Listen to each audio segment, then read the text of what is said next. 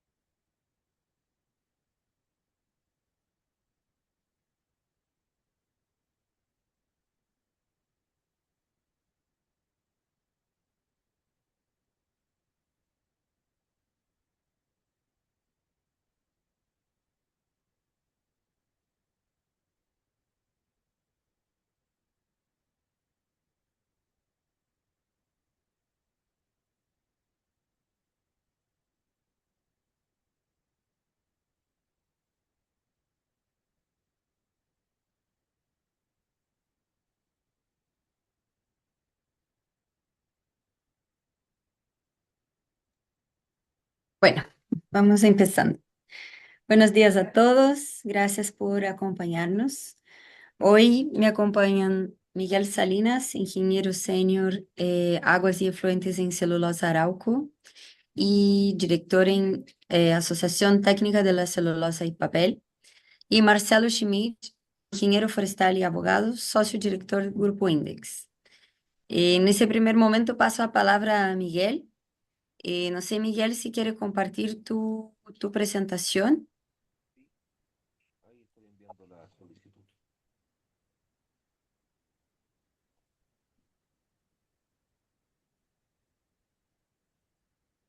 Eh, ¿Se ve la presentación? Todavía no. A ver,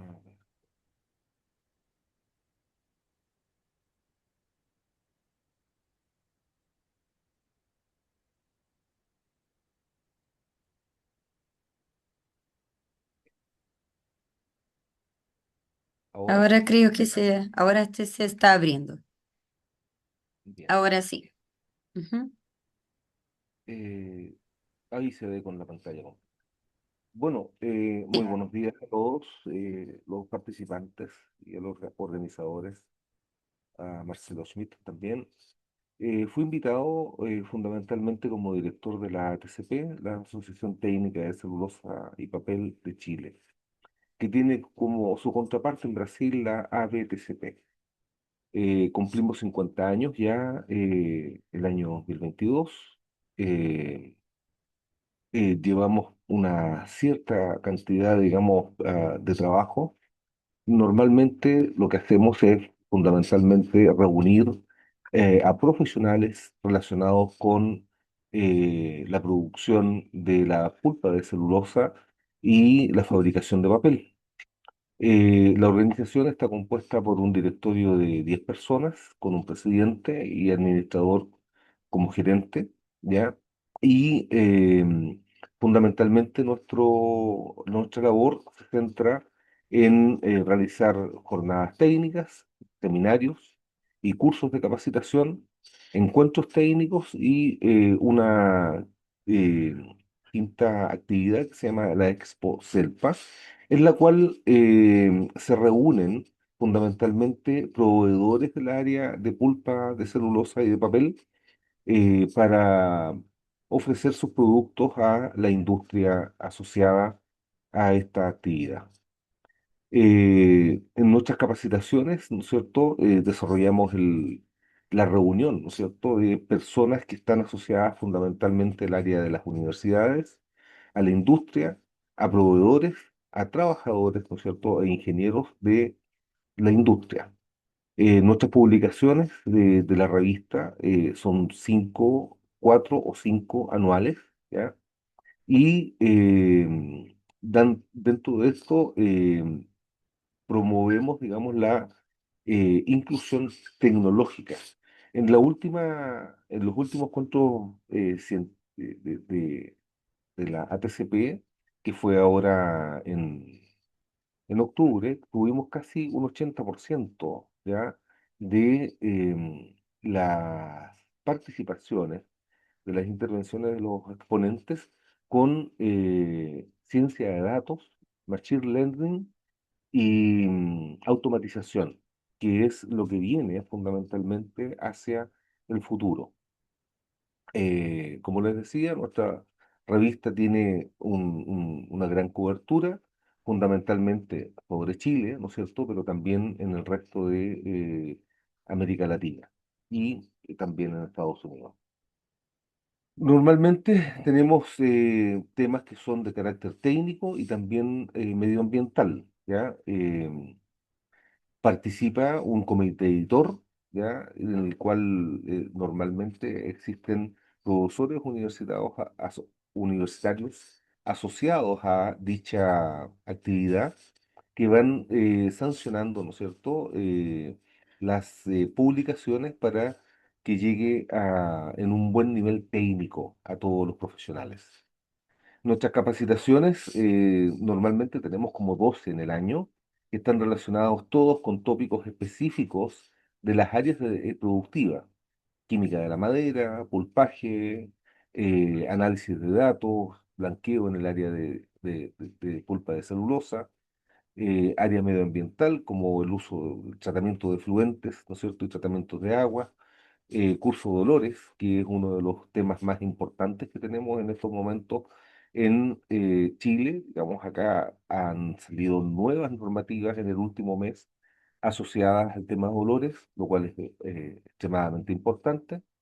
Y así, digamos, tenemos un sinfín y sobre todo para aquellos que se están iniciando fundamentalmente en la actividad de producción de celulosa. Eh, Como les decía, nuestra organización tiene estas jornadas, tenemos cada 2 años jornadas técnicas y cada 2 años encuentros técnicos. Eso, fundamentalmente con respecto a la ATCP. Disculpe, ustedes también me habían pedido de que presentara algo con respecto al proyecto Sucuriú. Eh, ¿Cómo dejo de compartir acá? Mm, ¿O puedo cambiar solamente? ¿Se ve Creo que se ahora? puede cambiar, sí. Exactamente, ahí está. Bueno, lo voy a hacer, En- digamos. Perdón, Miguel, todavía Sí. estamos viendo el ATCP. Ah, ya. A ver, déjame revisar. Dejar de compartir con pantalla. Bien, nuevamente a este. Compartir. Ahora se ve el de Arauco. Ahora se está abriendo, sí. Perfecto. Muy bien. Voy a hacer una pequeña presentación, aunque no soy una voz oficial ya del proyecto Arauco, en su Curiú, Inocencia, pero aún así como araucano, digamos, vamos a hacer una pequeña intervención.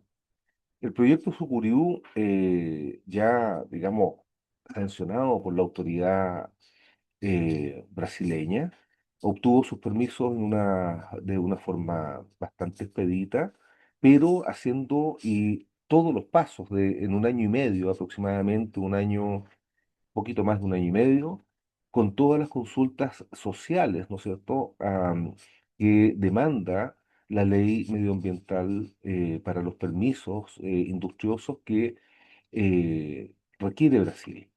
El proyecto Sucuriú es el más grande de Arauco, es el más grande de Latinoamérica y va a ser una de las plantas más grandes del mundo. Está desarrollado en Inocencia, Brasil, a unos 600 kilómetros, creo que, de Sao Paulo. La inversión va a ser de 4.600 millones de dólares y con un enfoque de tecnología, sostenibilidad y asociado también al respeto con la comunidad. Siempre, digamos, teniendo en cuenta, ¿no es cierto?, conceptos como responsabilidad social y, ¿no es cierto?, nexo con la comunidad a la cual se inserta los proyectos que tiene Arauco. Está en Mato Grosso do Sul, ¿no es cierto?, que es una zona estratégica con acceso a recursos forestales. Hay una relevancia logística. La planta como diseño va a tener una capacidad de 400 megas con un consumo para la planta de 200 megas y entregando al sistema eléctrico brasileño 200 megawatts de electricidad permanente, ¿ya? Es una industria 4.0, se le llama así. He colocado acá una estrellita de automatización y monitoreo avanzado. ¿Por qué he colocado la estrella? Porque creo que es una oportunidad, ¿no es cierto?, de negocio para aquellas empresas que fundamentalmente dan servicio al respecto de esto.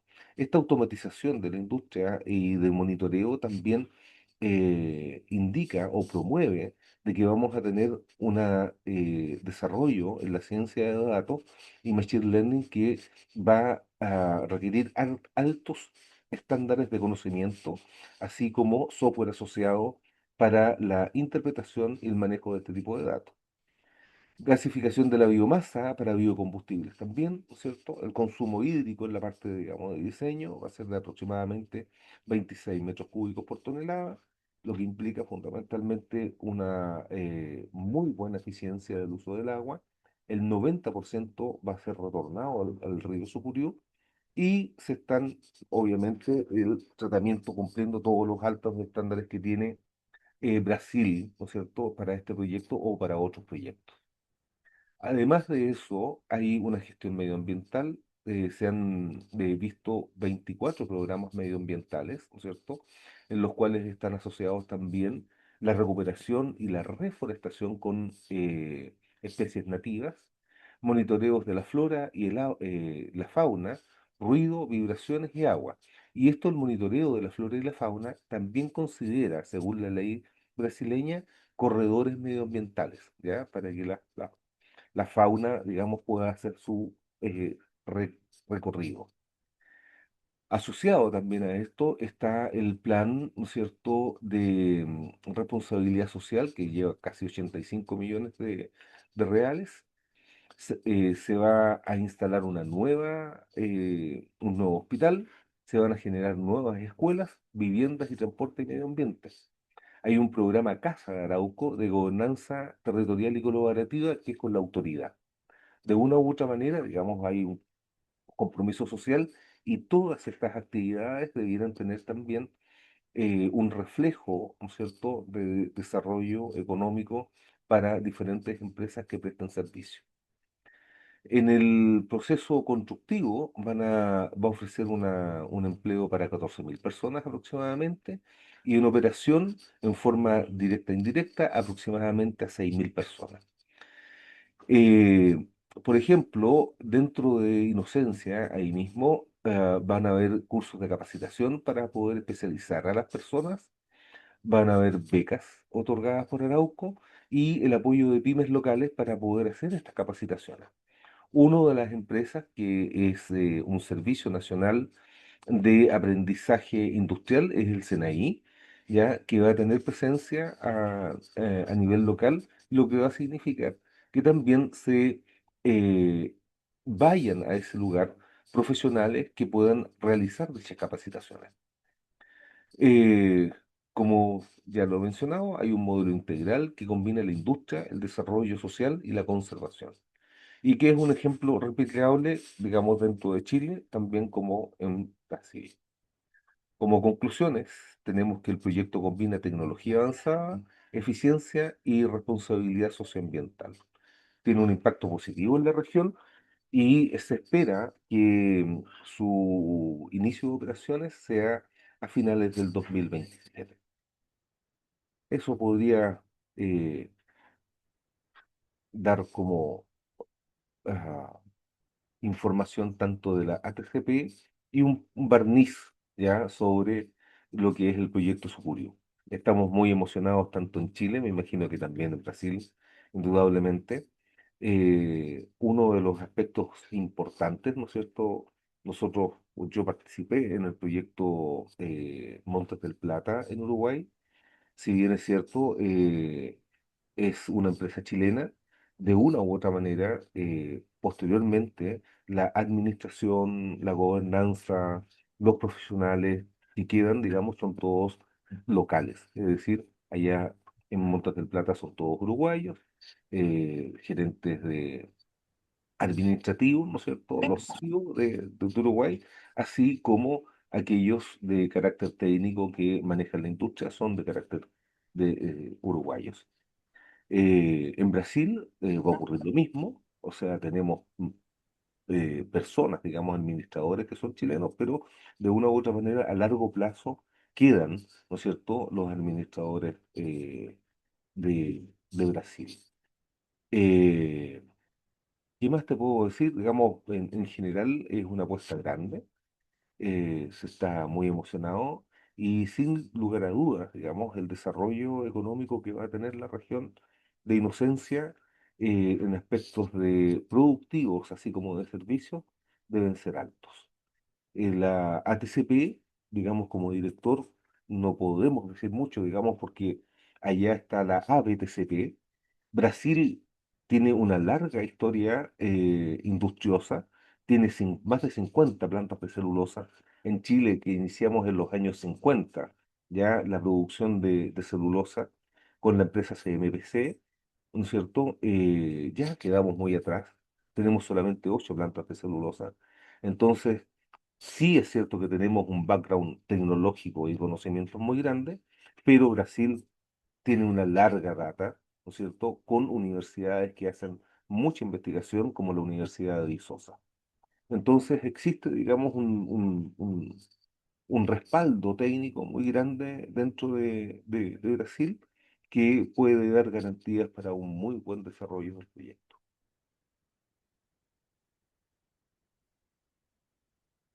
Muchas gracias, Miguel.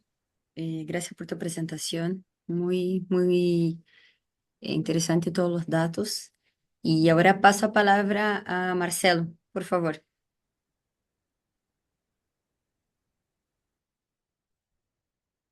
Ok, ¿me escucha bien? Sí, perfecto. Ok. Fuerte y claro. Buenos dias a todos. Graças, Miguel, pelas informações muito interessantes. Eu estou aqui hoje para falar de oportunidades para os provedores do setor florestal, pero não vou falar em espanhol, vou falar em português, despacito, e espero que todos me entendam, mas eu conto com a ajuda da Camila caso haja alguma necessidade de tradução. Bem, Conte o comigo. Miguel facilitou muito o meu trabalho, porque ele já deu um aperitivo, uma introdução do que é, né, um dos maiores e mais emblemáticos projetos de base florestal do Brasil, que está justamente sendo executado por uma empresa chilena que nós respeitamos muito, que é a Arauco. E a gente vai falar sobre isso e sobre várias outras oportunidades, né, que existem para empresas florestais no Brasil. Rapidamente, o Grupo Index, aonde eu trabalho, no qual eu sou sócio-diretor, ele existe desde 1971. Ele vai completar no ano que vem 55 anos de história. Ele é uma holding hoje composta, né, por essas empresas que estão aí na tela. Então, são várias empresas que trabalham dentro da lógica de consultoria florestal e atendem a todas as etapas da cadeia produtiva de base florestal e também aquelas etapas que estão em volta, ao redor da cadeia produtiva de base florestal, por exemplo, as questões ambientais, né? Meio ambiente, regularização, licenciamento, né? E mais recentemente a gente tem também uma startup que é a Forest Token, que enxerga como que nós traremos tecnologia e mais recursos financeiros através de tecnologia para o setor de base florestal, né? Através de monitoramento por imagem de satélite e tecnologia blockchain. Nesses 50 anos, a gente teve a oportunidade de trabalhar com muita gente. Então, nós atendemos, contados um por um, mais de 700 empresas nesses 50 anos. Nós temos bastante satisfação, né, de ter nessa lista aqui a Arauco, empresa do Miguel, que é uma empresa muito, muito significativa no setor florestal brasileiro, sul-americano e mundial. E várias outras empresas aqui muito significativas, entre elas todas as empresas de celulose que atuam no Brasil e várias que atuam também fora em outros países. O que a gente vai conversar rapidamente nessa manhã sobre as oportunidades do setor florestal brasileiro? Então, eu gostaria de mostrar para os amigos chilenos um pouquinho do que é a cadeia de base florestal brasileira. Aí, assim, falar um pouquinho sobre disponibilidade de matéria-prima, focando nas duas principais espécies do Brasil, que é pinus e eucalipto. Vamos falar um pouquinho sobre outras regiões e espécies. Vamos fazer uma rápida análise de mercado, isso aqui é muito interessante para destacar onde que estão as melhores, né, as oportunidades mais intensas. Falar sobre tendências e perspectivas em várias óticas, sobretudo mundiais, né, e quais são os drivers que levam o setor de base florestal a ser um setor bastante interessante, né, e como que nós iremos atender a demanda futura por madeira e por que o Brasil, né? Porque nós estamos hoje aqui, um evento realizado pelo Mont Group, né, que eu agradeço muito, né, o gentil convite de nós participarmos. Mas por que nós estamos aqui hoje? Para mostrar, né, a potencialidade do Brasil, o que o Brasil tem, que ele se destaca nesse mercado global de base florestal. Então vamos dar início com um esquema, uma figura que eu gosto muito, sabe, de conversar sobre ela, que ela representa a cadeia de base florestal brasileira. A cadeia de base florestal brasileira, quando a gente olha florestas plantadas, a gente não vai olhar aqui um outro negócio importante do Brasil, que é o manejo de florestas nativas, que ocorre na região amazônica. Nós iremos focar a nossa conversa na produção florestal plantada. E quando a gente olha a produção florestal plantada no Brasil, a gente tem produtos não madeireiros, né, alguns muito importantes para a economia regional, por exemplo, a resina do pino, resina do pinus, é muito importante, mas a gente vai focar também aqui nos produtos madeireiros, né, e quais são os principais segmentos da economia florestal brasileira que explora produtos madeireiros. Sem dúvida alguma, a celulose ela merece o grande destaque aqui, porque ela é responsável hoje por cerca de 65% a 70% de tudo que acontece no Brasil em termos de produção e mercado florestal. A gente vai falar um pouquinho sobre os players daqui a pouco, mas a própria escala do negócio, produção de celulose, ela demanda muita madeira, são fábricas imensas, a exemplo desse belo projeto, né, Sucuriú, que o Miguel acabou de mostrar, da Arauco, lá no estado do Mato Grosso do Sul. Então, realmente, ela é o grande driver do setor de base florestal brasileiro. Mas ela não está sozinha. Nós temos também aqui outras áreas muito importantes, por exemplo, os painéis de madeira reconstituída, né, que é um negócio que, inclusive, a própria Arauco, né, tem no seu portfólio, e ela está na região sul brasileira, hoje com 3 fábricas, produzindo painéis de madeira. Né? As principais painéis que são produzidos no Brasil hoje é o MDP, né, o chapa dura, a USB, o Rented Strand Board, algumas chapas de fibras duras e o MDF. Né? Isso tudo alimentando o mercado interno e mercado externo. A gente tem também aqui, sobretudo na região sul do Brasil, onde eu estou, é muito significativa o mercado de produtos de madeira sólida, né? Sobretudo madeira serrada, componentes, molduras, tábuas, pisos, decks de madeira, que servem tanto o mercado externo quanto o mercado interno, mas, sobretudo, o mercado global de produtos de madeira sólida. E a gente tem também aqui os painéis reconstituídos e tem também a biomassa de energia. Eu queria destacar aqui rapidamente algo que não é o nosso objeto principal de conversa hoje, mas está crescendo muito no Brasil um mercado secundário relacionado à floresta plantada, que é o mercado de serviços ambientais, sobretudo pela questão do carbono e pela agenda global de descarbonização. E aí as florestas plantadas têm um papel muito importante nessa agenda global de descarbonização. E gostaria também de destacar aqui o setor de celulose, que eu já comentei, que é o grande driver da economia florestal brasileira.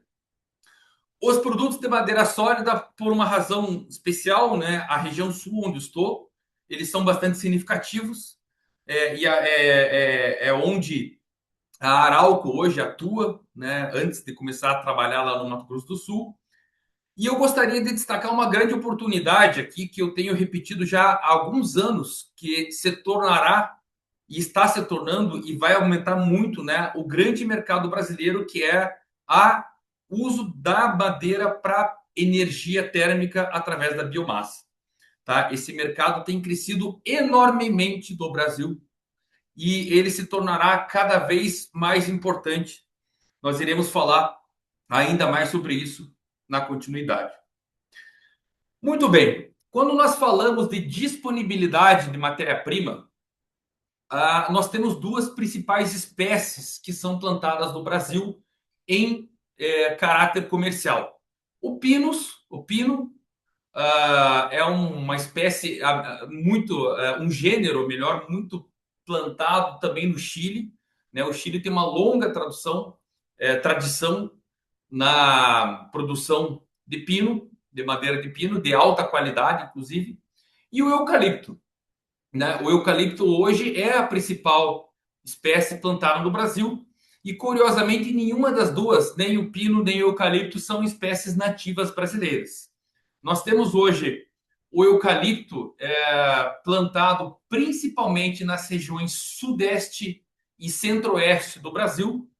Aí destaca-se aqui o estado de Mato Grosso do Sul como o estado que mais cresceu nos últimos anos, né, e tem uma área muito importante de plantio, e o estado de Minas Gerais, que é o estado onde existe maior plantio já historicamente de eucalipto no país. Aí nós temos São Paulo, Bahia, Rio Grande do Sul, outros estados importantes também. E o Pinos, por sua vez, perdão, ele está concentrado na região sul do país. A região sul ela lida com cerca de 90% da produção, sendo que Paraná e Santa Catarina, né, são os dois grandes principais estados produtivos do pino, e existe nesses dois estados um ecossistema de produção e de consumo muito intenso. Então nós temos muitos produtores e temos uma vasta cadeia produtiva de produtos florestais baseados na floresta de pinos. E aí a gente passa por painéis, celulose, madeira serrada, componentes, molduras, ou seja, é um ecossistema muito rico de produção. Mas o Brasil florestal não é só pinos e eucalipto. Nós temos também, e aqui eu vou falar rapidamente, que não é exatamente o foco da nossa conversa, mas nós temos outras regiões produtivas e outras espécies. Nós temos o manejo florestal que é realizado na Amazônia, que é outro mundo completamente diferente daquilo que nós fazemos tanto no Brasil quanto no Chile em termos de florestas comerciais plantadas. tá? Lá na região amazônica, a gente maneja florestas centenárias, e faz cortes seletivos de madeira, né, para produção de madeira serrada de alta qualidade.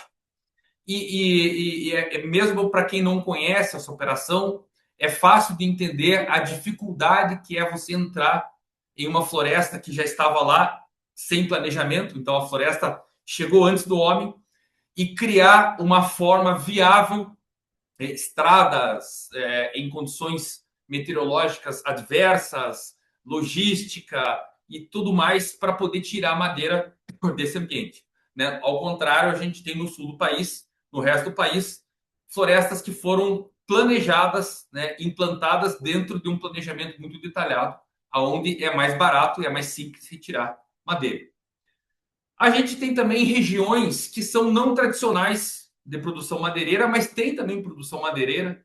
Então, toda a região norte e a região centro-oeste do Brasil existem florestas plantadas, principalmente de eucalipto, tá? E existem um mercado crescente aqui na área de biomassa, que eu comentei com vocês, que eu vou detalhar mais para frente, que pode fazer com que algumas dessas regiões não tradicionais se tornem regiões tradicionais no futuro próximo do Brasil. E nós temos, por fim, algumas espécies não tradicionais que são produzidas no Brasil, que não tem um mercado tão pujante, tão desenvolvido como o pino e o eucalipto. Aqui eu listaria a teca, a acácia negra, o mogno africano, a acácia manjum, que é produzida lá no norte, e o cedro australiano. São espécies que eu gostaria muito, como engenheiro florestal e cidadão brasileiro, que nós plantássemos mais, mas como empreendedor e como consultor, a gente tem uma dificuldade de ver esse mercado crescente. Por quê? Porque existe toda uma dificuldade de quem compra essa madeira, ou seja, mercadológica, né? Por que a gente está plantando a espécie A se o mercado todo pede a espécie B? Então, no final do dia, o mercado de base florestal plantado no Brasil, ele é 93% focado naquelas duas principais espécies que eu já mencionei, os principais gêneros, que é o pinus e o eucalipto.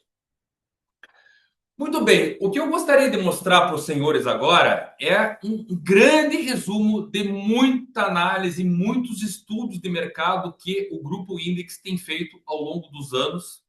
E dentro da nossa empresa de inteligência de mercado, que se chama Arvo, nós fazemos essa análise muitas vezes, né, para clientes com tecnologia, com gente em campo, para entender o que nós temos de oferta, quais são os consumidores, ou seja, como que está a demanda por madeira e o balanço em diferentes regiões do Brasil.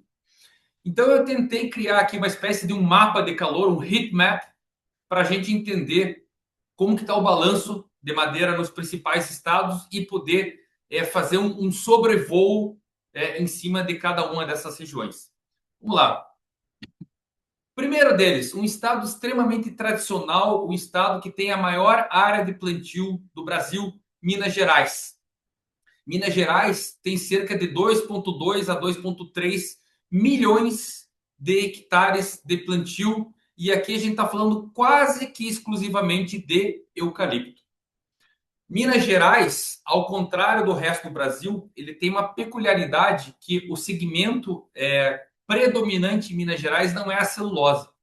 O segmento predominante é a produção de madeira para carvão vegetal para alimentar a indústria siderúrgica, que produz aço, produz ferro e produz ligas metálicas. Então, as principais indústrias que consomem madeira no estado de Minas Gerais são indústrias justamente da área siderúrgica. Aperam, Gerdau, Arcelor, Vallourec, né, são empresas muito relevantes, mas, obviamente, nós temos também uma participação significativa da celulose, né, que aqui está representada, né, por duas empresas, a Cenibra, né, é uma empresa nipo-brasileira, e a LD Celulose, que é uma joint venture entre a Dexco e a austríaca Lenzing, que faz celulose solúvel. Além disso, a gente tem um fenômeno muito interessante em Minas Gerais. Como existe uma certa disponibilidade de madeira, né, porque Minas é muito grande e a gente tem vários mercados regionais, existe muita, a gente chama aqui de exportação de madeira, é uma brincadeira, mas exportação de madeira de Minas Gerais para outros estados brasileiros. Então, nós temos empresas de celulose hoje de estados vizinhos a Minas Gerais, Bahia, Espírito Santo e São Paulo, que vão até Minas para comprar madeira. Então, eu diria para vocês que Minas Gerais hoje é um estado que tem muita floresta, né, e tem disponibilidade para expansão. Né?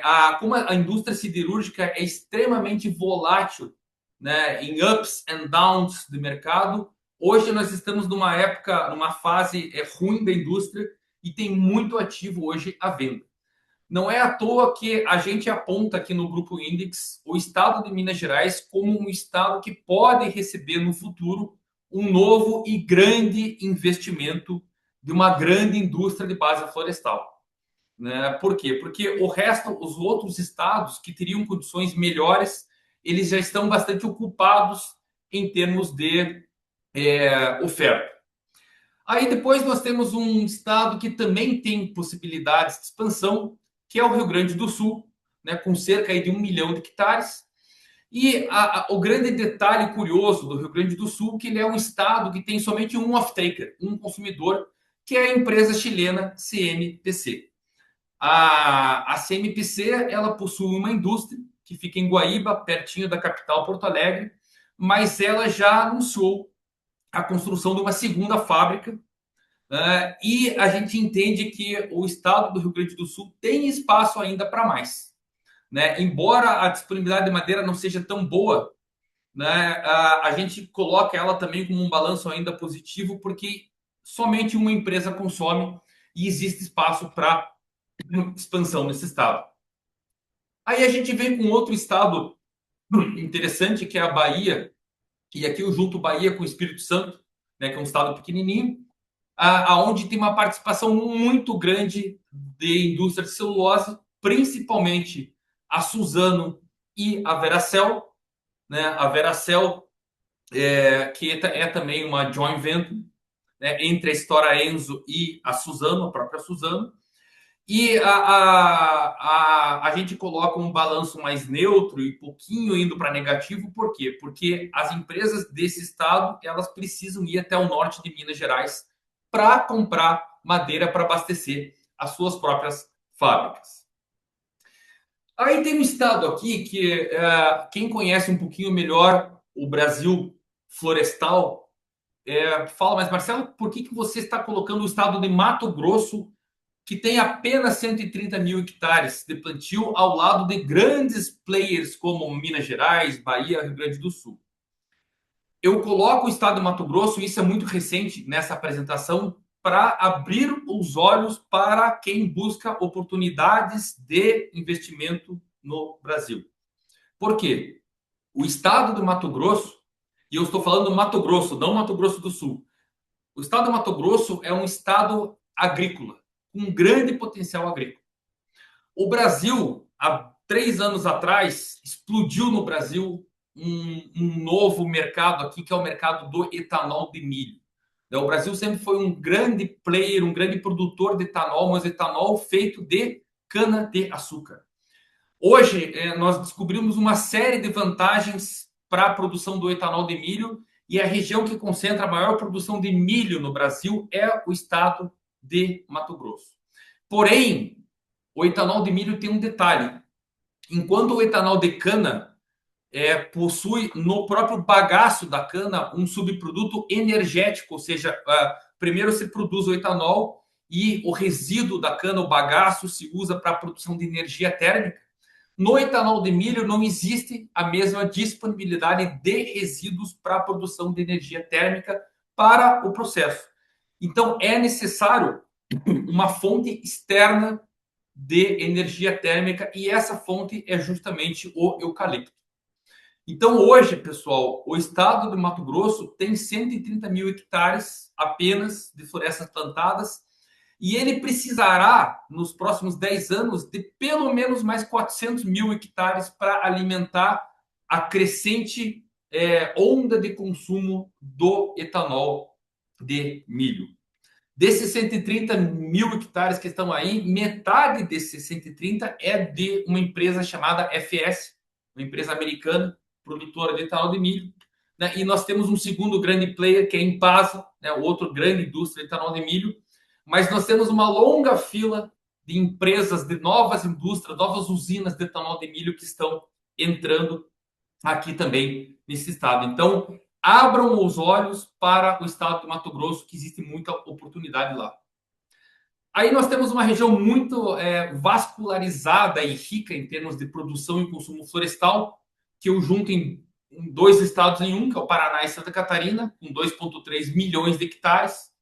Muitas empresas importantes aqui, tanto do setor de celulose, quanto do setor de madeira sólida e painéis. Aqui está as 3 fábricas da Arauco, né, estão distribuídas no estado do Paraná, um pouquinho mais perto, às vezes, de São Paulo, um pouquinho mais para o sul. E nós temos aqui também a Klabin, que é uma grande empresa de celulose, e outras importantes. E, por fim, mas não menos importante, o estado do Mato Grosso do Sul, que tem 1,6 milhões de hectares. Existem duas grandes indústrias, duas grandes empresas que têm várias indústrias. Nós temos a Suzano, que tem praticamente 3 fábricas, uma fábrica com 2 linhas, mais uma terceira fábrica em Rivas do Rio Pardo, a Eldorado, que já está lá, e nós temos esse belíssimo projeto da Arauco em construção, né, o projeto Sucuriú, que será aí a usina, a indústria maior indústria do mundo, né, em termos de produção.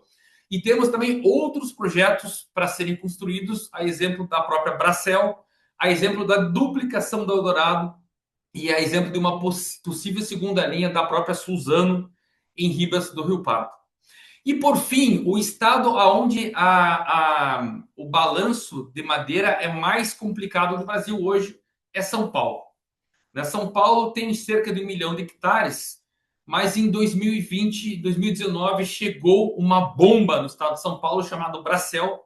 Então, a Bracel instalou a fábrica na região de Lençóis Paulista, e até hoje o mercado de São Paulo está desbalanceado, né? Ela traz muita madeira de fora e não é só a Bracel que está lá. Nós temos Dexco, Suzano, Eucatex, Silvamo, ou seja, é um estado extremamente rico em termos de consumo, razão pela qual existe uma disponibilidade limitada de madeira no estado de São Paulo. Muito bem. Considerado esse cenário que está aqui, meus amigos, quais são as tendências e perspectivas que estão lá fora que nos fazem olhar o setor de base florestal como um setor muito importante para o futuro? A primeira delas que eu queria listar, crescimento populacional. A gente tem uma previsão de um aumento significativo na população mundial em países em desenvolvimento. Somente a Índia vai adicionar mais de 200 milhões de pessoas, né? E vários países africanos vão duplicar a sua população até 2050. Além disso, além do aumento populacional, a gente tem um desenvolvimento da população e uma taxa de urbanização muito alta. Então, a Índia deve adicionar 400 milhões de habitantes urbanos até 2050. Nigéria, outro exemplo, 190 milhões de novos habitantes urbanos. Então, somente nesses países selecionados, que estão nessa tabela aí na tela, a gente vai ter um aumento absoluto da população de mais de 800 milhões de pessoas até 2050. Isso significa o quê? Isso significa consumo de bens e produtos. E a partir do momento que uma família começa a se desenvolver financeiramente, ela passa a utilizar mais produtos de higiene, ela passa a utilizar mais produtos que são feitos com fibra de papel. Tá? Isso está diretamente refletido na perspectiva, na tendência que é a Food and Agriculture Organization, da ONU, prevê para o consumo de madeira. Então, baseado nesse consumo populacional, a FAO criou 2 cenários. O primeiro cenário fala que nós vamos aumentar até 2050 em 37%, né, o consumo de madeira, o que significa 0,8 bilhão de metro cúbico ao ano. E num cenário mais otimista, que prevê o uso de madeira substituindo fontes não renováveis, isso pode aumentar, levar um consumo, um aumento de 60%. Então vamos levar esse número aqui na cabeça. Uma demanda adicional conservadora de cerca de 1 bilhão de metros cúbicos por ano em 2050. Por que a FAO enxerga isso, pessoal? Vamos olhar aqui um pouquinho 3 segmentos importantes que nos ilustram por que esse consumo de madeira vai aumentar. Consumo de celulose. Então, o mercado de celulose e papel tem sido impulsionado pelo aumento na procura por produtos que têm uma alternativa, são uma alternativa a produtos derivados de combustível fóssil de petróleo. Além disso, meus caros, existem outros drivers do aumento do consumo da celulose. Por exemplo, uma crescente demanda por papel sanitário, né? Aqui a gente está falando de papel higiênico, de papel toalha, de fraldas feitas de fibra de celulose e embalagens após a pandemia da Covid-19. Eu gosto de citar um caso muito interessante. Eu moro aqui em Curitiba, num condomínio que tem 200 casas, e existia uma portaria para receber as encomendas, né, as cartas, correio, e essa portaria tinha uma salinha pequena para poder guardar, né, e fazer uma logística de distribuição antes que os moradores pegassem. Durante a pandemia, o condomínio teve que fazer uma obra de emergência para aumentar e construir uma nova sala. Por quê? Porque todo mundo começou a comprar online, muito mais. Eu mesmo nunca fazia compra online, gostava de ir na loja, só faço compra online hoje. E como que vem embalada a nossa compra online? Ela vem embalada em uma caixa, em uma embalagem feita de madeira, de fibra de madeira. Então, nos últimos 10 anos, meus caros, o consumo mundial de celulose aumentou de 182 para 197 milhões de toneladas, ou seja, isso ano. Ou seja, cerca de 15 milhões de toneladas em 10 anos. Isso dá 1,5 milhões de toneladas por ano, é mais ou menos uma fábrica de celulose por ano em aumento de demanda nos últimos 10 anos.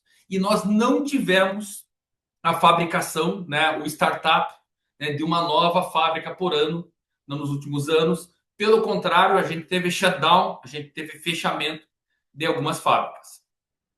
O segundo ponto que exemplifica essa tendência e perspectiva futura é o consumo de madeira sólida.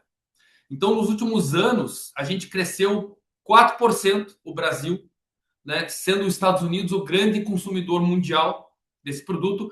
Porém, existe um consumo muito crescente, né, em países asiáticos e no norte da África, que dependem quase que 100% da importação de madeira de países como o Brasil, como o Chile, né, para alimentar vários segmentos, entre eles o mais importante, e isso também está relacionado com aquele crescimento e desenvolvimento populacional, é o setor de construção civil. Então, as populações se desenvolvem, elas crescem, elas precisam ter aonde morar. Então, de acordo com a FAO, novamente, o consumo de madeira sólida e painéis de madeira deve aumentar em todas as regiões do mundo até 2050. E o mercado asiático de madeira representa uma alternativa muito interessante para o Brasil, sobretudo pensando numa época onde nós temos aprendido, a duras penas, aprendido com bastante sacrifício, que nós temos que diversificar os nossos mercados globais para não ficar na mão de um mercado único, como aconteceu agora, está acontecendo com o caso norte-americano. E o terceiro elemento aqui que eu quero trazer é o elemento da bioeconomia como um novo driver da economia florestal mundial. Então, a ideia é que produtos com base de madeira possam substituir recursos fósseis e não renováveis. E aqui a gente está falando de várias possibilidades, mas talvez a mais emblemática é essa aqui, é o aumento médio do uso de madeira para energia, né, que hoje está na casa aí do 1,9 bilhões e a gente prevê que isso vai chegar em 2,7 bilhões de metros cúbicos até 2050. Isso representa, meus caros, uma oportunidade muito grande para florestas. Por quê? Porque o mundo depende e demandará cada vez mais combustíveis térmicos renováveis, comprovadamente renováveis e sustentáveis, como são as florestas que são produzidas hoje no Brasil. Como que nós vamos atender essa explosão de demanda? Né? Quais florestas e onde iremos plantar essas florestas? Então vejam que dado interessante que nós temos aqui. Enquanto que a área de floresta nativa ela diminuiu cerca de 80 milhões de hectares entre 1990 e 2020, a área de floresta plantada aumentou em 120, compensando a diminuição da área de floresta mundial. E olhando o Brasil agora, que é o foco da nossa conversa, em 2020 a gente tinha no Brasil cerca de 4 milhões de hectares de floresta plantada. Em 2000, perdão, a gente tinha cerca de 4 milhões. Em 2024, nós atingimos 10 milhões de hectares, ou seja, o Brasil contribuiu com 5% do incremento mundial em plantações mundiais. E hoje nós possuímos mais de 10 milhões de hectares e grandes perspectivas de ampliação dessa área nos próximos 5 anos. Então vejam nesse gráfico que enquanto que a área de floresta nativa diminui, a área de floresta plantada cresce, e é por isso que nós afirmamos que a demanda global por fibra de madeira vai ser atendida com florestas plantadas que são comprovadamente sustentáveis e podem agregar esse valor. E aí, por fim, meus caros, para a gente acabar a nossa conversa e poder discutir um pouco, por que o Brasil? Eu colocaria algumas vantagens aqui que o Brasil tem em termos florestais. Primeiro, nós temos as mais altas produtividades por hectare do mundo. Né? É uma combinação de condições naturais, né, de clima, de solo, de precipitação, com muito trabalho também feito para desenvolver geneticamente as nossas florestas, e hoje a gente alcançou uma boa produtividade quando comparado a outros países.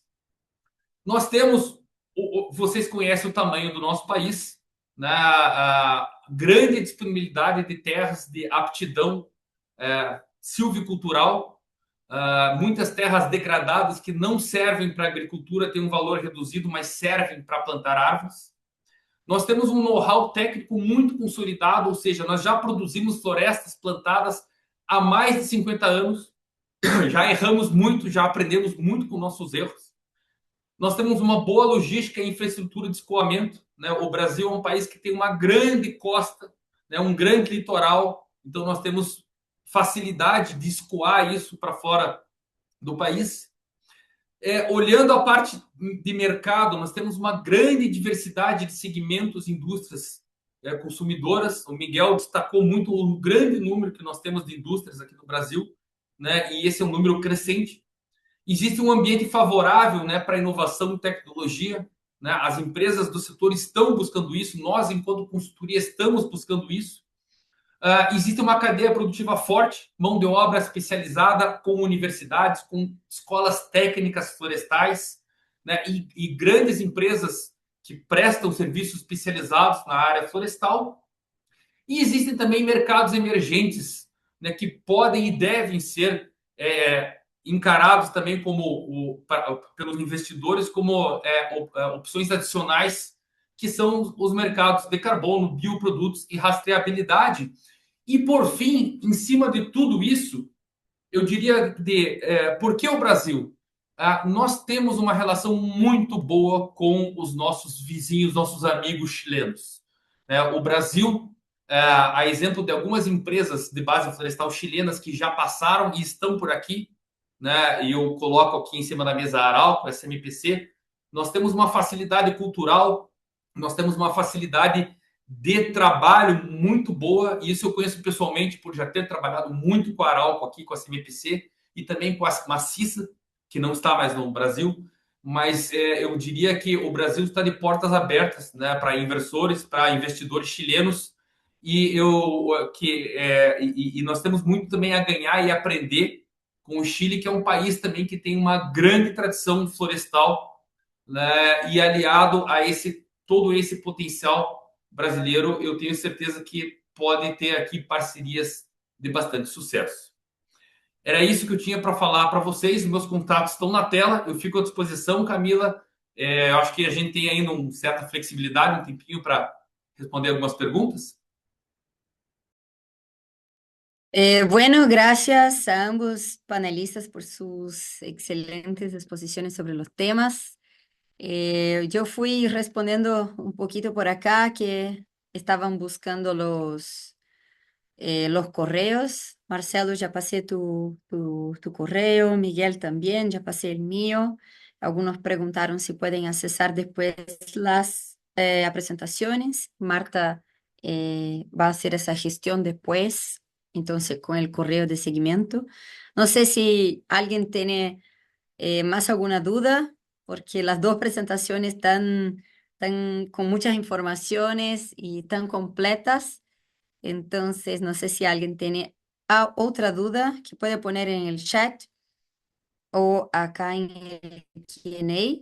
Y igual después con el correo de seguimiento se puede solicitar la presentación y también se puede solicitar enviar sus dudas o solicitar alguna llamada, una reunión con cada uno de los panelistas. Me parece que no hay ninguna pregunta. Por acá agradeciendo. Mira, estaban tan completas las presentaciones que no quedaron dudas.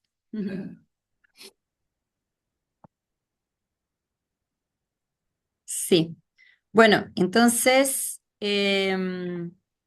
vamos encerrando el webinar. Repito, la Marta va a enviar un correo de seguimiento. Ustedes pueden solicitar las presentaciones. Los contactos de los panelistas también serán agregados al correo y pueden solicitar también reuniones y llamadas y todo eso. Muchas gracias a todos. Gracias, Camila. Gracias a Mon Muchas Group y gracias gracias, Gracias. Miguel. a todos. Un gusto. Muy buen Gracias. día. Adiós. Chao, Bom buen dia. día. Tchau.